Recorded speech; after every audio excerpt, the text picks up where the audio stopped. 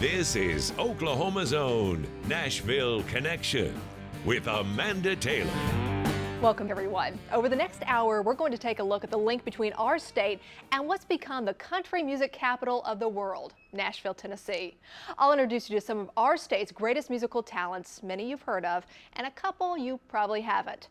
It's our look at how our state's roots continue to influence names that consistently hit the top of the country charts. We are America.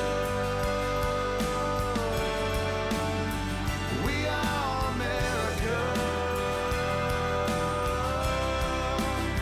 First tonight, a man from right here in the metro. It's a story we've heard countless times. A young Oklahoman with a voice but waiting for his big break.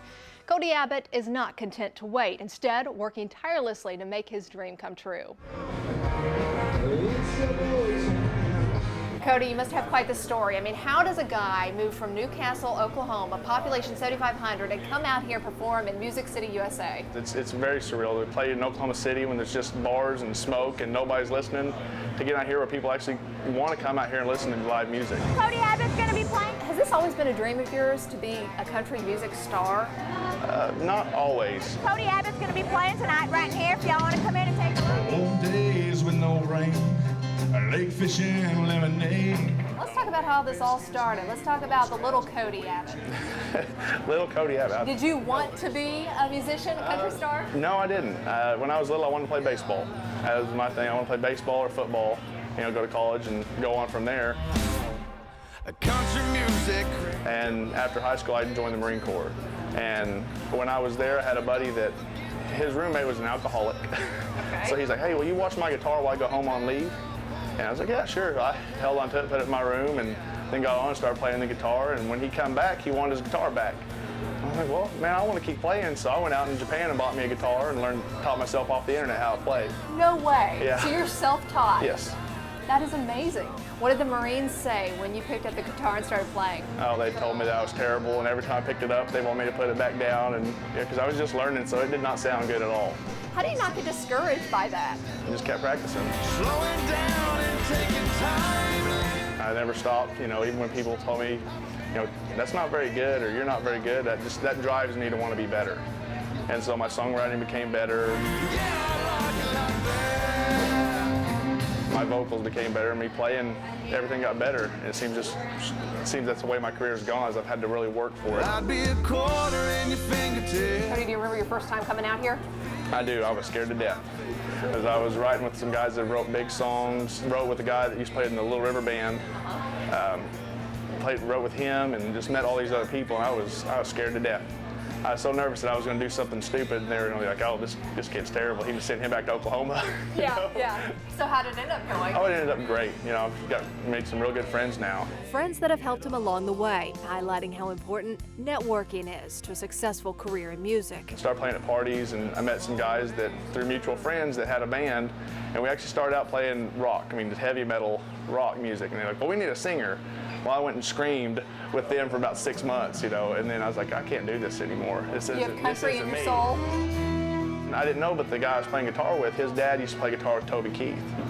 And we started going over to his bar where he plays, and he's like, oh, you need to keep writing. And he was the first guy to go, oh, man, you're really good. You need to keep doing this. Being from Oklahoma, how does that play a role in your songwriting? In a ton of ways. Last year, May 24th, we got hit by a tornado. So I wrote this song. It's called We Are America. It started out to be more of how Oklahomans help each other. Then the more I looked at the tragedy around the United States, it helped me write a song about just tragedy and how everybody comes together. And that tornado really shaped that song. You've seen those clouds 1,000 times before. Because I was looking for some way to write that song, and then that happened. It's kind of a blessing in disguise.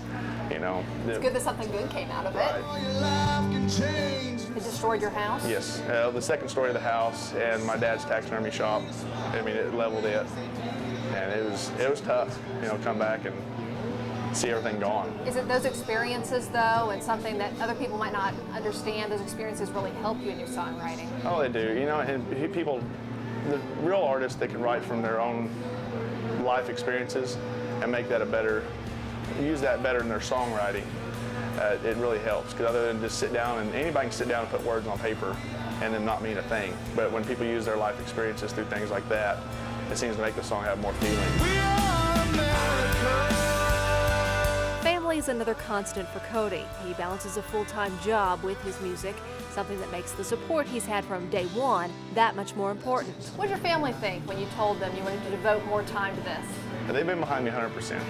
You know, I didn't know if my dad would be, because he's more, you need to get out and work. He's a retired Oklahoma City firefighter, and he's one of those guys, you work for everything you got.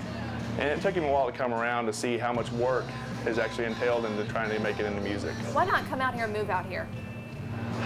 I don't know. I still work there in Oklahoma City, and I still have a day job, work 9 to 5. Those small towns off the beaten path. And I get home, do our taxidermy work, and then go write music after the girls go to sleep, and then get up and do it all over again the next day. Oklahoma is at the heart of everything Cody does, including his music, and that's what makes it so tough for him to consider moving from here, Newcastle, to Nashville to follow his dream full time. You think you ever pull the trigger and go ahead and move out? I don't know. It's hard to leave family and the good support group I have back home. Because back here, it'd be a phone call, not be able to go sit down and talk to somebody face to face. Now, where do you see yourself in 5 years with your country music? Hopefully in a bus back there, we can get on LP Field, you know. We play the big stage at night, you know. That's the main goal to get to. But I mean, right now, it's just, I just want to play and have fun. Well, don't forget about us in 5 years. Oh, I will You're on not. LP Field, I will okay? not. I'll have y'all backstage. Okay, You can hold me to it. Thank you, thank you. As hard as Cody's been working, it's not hard to imagine that trip backstage in no time.